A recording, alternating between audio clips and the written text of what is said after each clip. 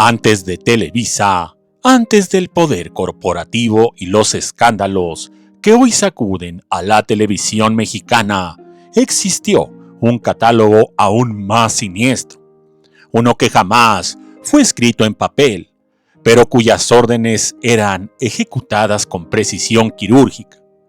Entre las luces, el glamour y los aplausos de la época de oro del cine mexicano, operaba en las sombras una red de explotación sexual orquestada por 5 poderosos directores de cine. Lo que estás a punto de escuchar jamás fue contado oficialmente, y cuando alguien se atrevió a hablar, simplemente desapareció.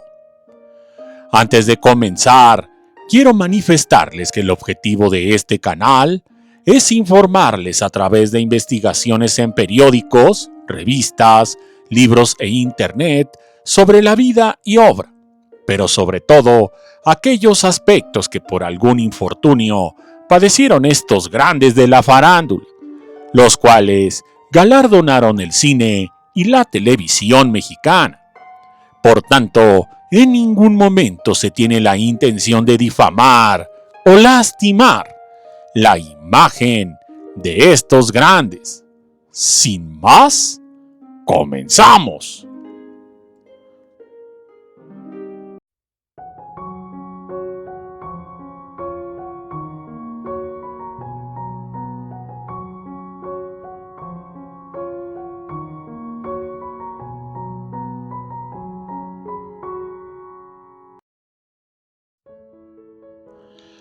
Durante los años 40 y 50, la industria cinematográfica mexicana vivía su apogeo.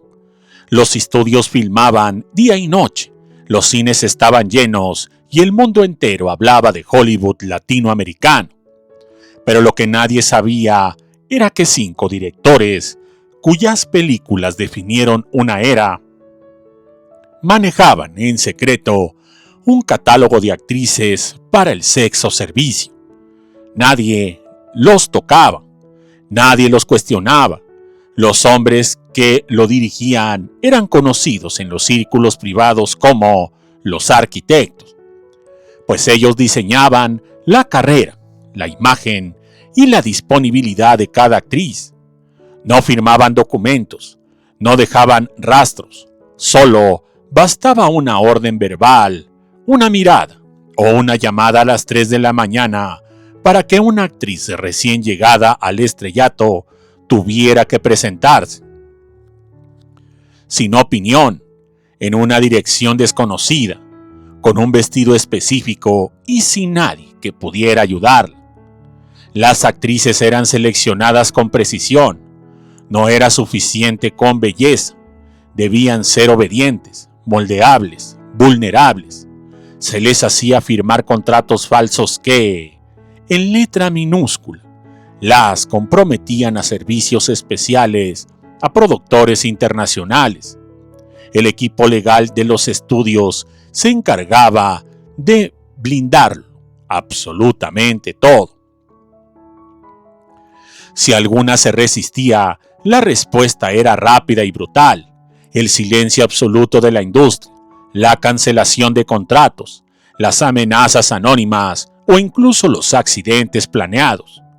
Una de las asistentes de vestuario que años más tarde intentó denunciar fue encontrada colgada en su propio camerino. El informe oficial: suicidio. Lo que nadie explicó fue cómo llegaron a su casa los archivos fotográficos que ella había robado como evidencia. El primer caso era el de Marta Roth. A los 21 años era considerada la revelación del cine nacional, pero detrás de sus ojos verdes se escondía una mujer aterrada. Fue contratada tras filmar con uno de los 5 arquitectos y, según cartas que se descubrieron décadas después, fue obligada a asistir a 9 reuniones privadas con empresarios extranjeros. Su carrera brillaba en la pantalla, pero en casa tenía gente que la vigilaba. Lilia del Valle, bajo la promesa de un protagónico con Pedro Infante, fue conducida a una fiesta privada en Acapulco. Ahí comenzó su pesadilla. Nunca denunció, pero su comportamiento cambió radicalmente. Dejó de hablar con la prensa, se volvió paranoica y sus contratos misteriosamente desaparecieron. El tema de Blanca Estela Pavón fue el más difícil. Ella era rebelde, pues se negó rotundamente a participar. Amenazada de muerte, exigió hablar con el presidente de la productora. 4 días después, murió en un extraño accidente de aviación. Muchos creen que su muerte fue un mensaje. Nadie se niega y vive para contarlo. Katy Jurado, aunque logró una carrera internacional, su ascenso fue condicionado. Su pasaporte, según registros confidenciales, fue retenido varias veces como forma de presión.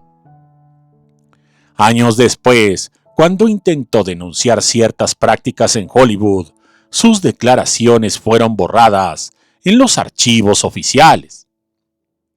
Yolanda Varela estuvo desaparecida por 48 horas en 1955.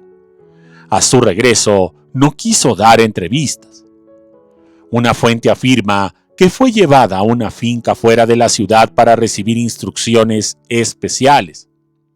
Tras ese evento, apareció en la portada de todas las revistas, como parte de una serie de acciones intimidatorias. Esther Fernández fue una de las primeras en ser captada. En sus diarios personales, descubiertos tras su muerte, describía escenas en las que no podía hablar, vestir como quería, ni mirar a los invitados a los ojos. Una de las frases más estremecedoras de sus textos dice: una actriz solo es libre cuando está muerta. A diferencia del supuesto catálogo de Televisa de los años 80, este sistema primitivo no dependía de grabaciones ni listas físicas.